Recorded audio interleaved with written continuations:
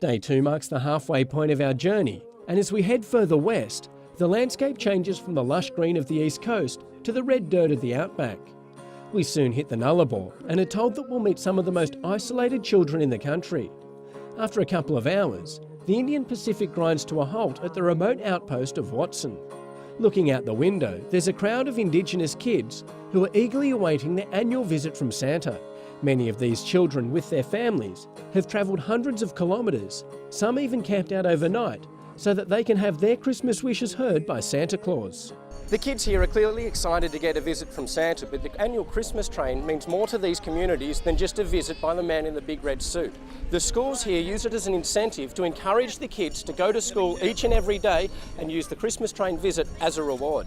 Kids look forward to it all year. They always talk about the Christmas train, and they talk about, lots of kids don't call Father Christmas, they call him Ho-Ho. It's something kids look forward to all year. Like, I came with them last year and Jessica Malboy was fantastic, and they really wanted to back it up again with Brian, and then just all week the kids have been so excited, been counting down on the calendar, and they've been really looking forward to it, and Santa of course. This is something that's reinforced at home too, with parents and Indigenous leaders recognising that by educating the children in their community, they secure their future and ensure their cultural identity is passed on to the next generation. It's really special because the children are in a remote area, and it's good for them something like this to happen, and of course to see Brian also and Santa, but it's good meeting with people. As we head further west, crossing the Nullarbor, the view out the window changes little until we're hit by a huge rainstorm that brings some welcome relief from the unrelenting heat of the outback. But as quickly as it came, the storm is gone. Next stop is the West Australian town of Kalgoorlie, where more than 100 people have packed the car park behind the train station for the final Christmas concert and Santa's final appearance.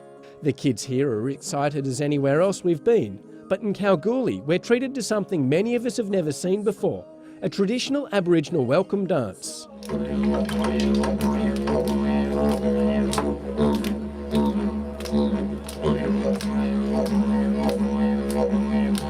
Although the Indian Pacific Outback Christmas train spreads some Christmas cheer and brings some famous faces to some of the most isolated towns in the country, it's about much more than that. It's about giving something back and saying thank you to the communities that support the train and make sure each and every transcontinental journey goes off without a hitch. Spreading some Christmas cheer on board the Indian Pacific Christmas train, Reid Robinson, Sky News.